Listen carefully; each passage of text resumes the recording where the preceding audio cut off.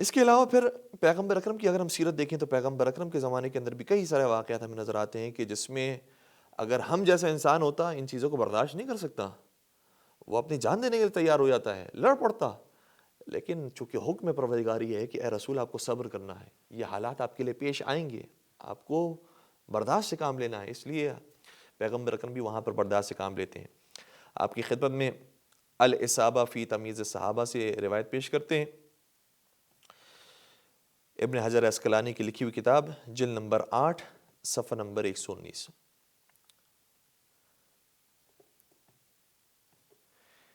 یہاں پر ہم نیچے کی طرف آتے ہیں، جناب سمیہ کے بارے میں بات بیان کی جا رہی ہے، بلکہ اس سے پہلے والے صفحے کے اندر جو سمیہ نام کی خاتون کے بارے میں ذکر کیا جاتا ہے وہ سمیہ بن خبات جناب عمار یاسر کی والدہ گرامی، اور اگلے صفحے پر ان کے بارے میں ایک عجیب واقعے کا ذکر کیا جا رہا ہے۔ سب جانتے ہیں کہ مادر جناب عمار یاسر وہ تھی کہ جو سب سے پہلی اسلام کی راستے میں شہید ہونے والی خاتون تھی، لیکن ملاحظہ کیجئے گا کہ کیسے ان کی شہادت واقع ہوئی ہے۔ والدۃ عمار ابن یاسر قانت سابعۃ، یہ 7ویں خاتون تھی، سابعۃ سبعۃ فی الاسلام، یہ اسلام کے اندر جو 7 افراد سب سے پہلے اسلام لے کر آئے اس میں سے 7ویں خاتون ہیں جنہوں نے اپنے اسلام کا اظہار کیا۔ عذبہا ابو جہل، ابو جہل نے ان پر عذاب کیا اور شکنجہ کیا، ان کو پریشان کیا اور سخت تکلیفوں کے اندر ان کو مبتلا کیا، وطعنہا، پریشان کیا، وطعنہا، اللہ اکبر، یہ ترجمہ میں کیسے پیش کروں، وطعنہا فی قبولہا، یہ روایت کا جملہ ہماری کتاب کے اندر نہیں، الاصابہ فی تمیز الصحابہ عسقلانی کی لکھی ہوئی کتاب جلد نمبر 8 صفحہ نمبر 190 کے اوپر وہ جملہ کہتے ہیں کہ ابو جہل نے اس طریقے سے مادر عمار یاسر کو کہ ان کے شکم کے نیچے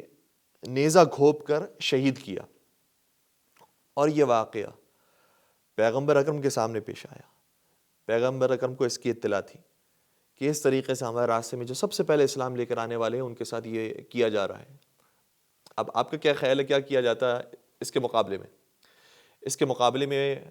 پیغمبر اکرم کو کیا چاہیے تھا؟ پیغمبر اکرم کے پاس بھی خاندان موجود ہے، جناب ابو طالب موجود ہیں، جناب حمزہ موجود ہیں، جناب عباس موجود ہیں، پورا قبیلہ موجود ہے، ان کو سب کو جمع کرتی اور مقابلہ کرتے ان کا کہ تمہیں شرم نہیں آتی، کتنی غلیظ حرکت تم نے کی ہے۔ لیکن آپ دیکھیں گے کہ یہ جملہ سننے کے قابل ہے کہ جو عمل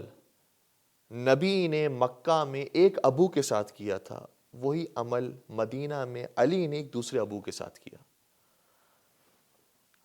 جیسا برداشت نبی نے کیا تھا اس موقع پر، اسی برداشت اور اسی صبر سے کام لیا ہے علی بن ابی طالب نے مدینہ کے اندر۔ آگے چلیے گا، کئی سارے واقعات اب آتے ہیں نبی اکرم کی زندگی کے اندر، اور آپ خود ہم سے بہتر جانتے ہیں کہ نبی اکرم شیب ابی طالب کے اندر موجود ہیں،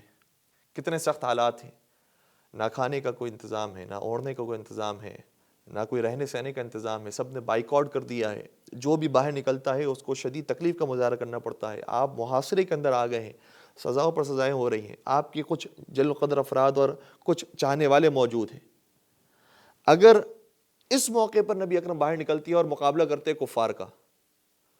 تو آپ خود یہ اندازہ لگا سکتے ہیں کہ جب تعداد کم ہے اور کفار بہت زیادہ ہیں اور حکم پروردگار بھی موجود نہیں ہے، انسان اپنی عقل سے اگر یہاں پر قدم آگے بڑھاتا ہے تو کیا ہوگا؟ سب کے سب کفار آپ کو مار ڈالیں گے، آپ کو، آپ کے جتنے چاہنے والے ہیں سب کو ختم کر دیں گے، اور جب آپ ختم ہو جائیں گے تو اصلی اسلام کا بھی فاتحہ ہو جائے گا۔ بالکل یہی کام مدینہ کے اندر ہو جاتا اگر مولا متقیان تلوار نکالتے، آپ کے جو چند افراد تھے وہ بھی مقابلہ کرتے ان افراد کا، تو کیا ہوتا؟ پورے اسلام کا فاتحہ ہو جاتا، اسلام ختم ہو جاتی ہے۔ اور اس بات کا اظہار مولا متقیان نے اپنے خطبات کے اندر بھی کیا ہے کہ سلسلہ امامت کو خطرہ تھا، سلسلہ امامت ختم ہو جاتا، حسن و حسین کو شہید کر دیا جاتا، اس لیے وہاں پر مولا متقیان نے تلوار نہیں نکالی۔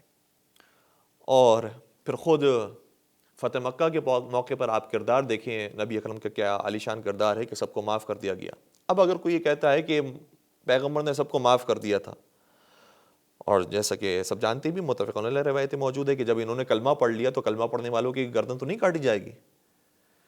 بلکہ پیغمبر نے فرمایا بھی تھا ایک جنگ کے اندر کہ جب کسی نے کلمہ پڑھ لیا تھا، اس کے باوجود بھی کسی صحابی نے قتل کر دیا تھا سامنے والے کو، تو پیغمبر نے فرمایا کہ تو نے کیوں قتل کیا؟ کہ اس نے کلمہ جو پڑھا تھا وہ اس لیے پڑھا تھا کیونکہ وہ تلوار سے ڈر گیا تھا،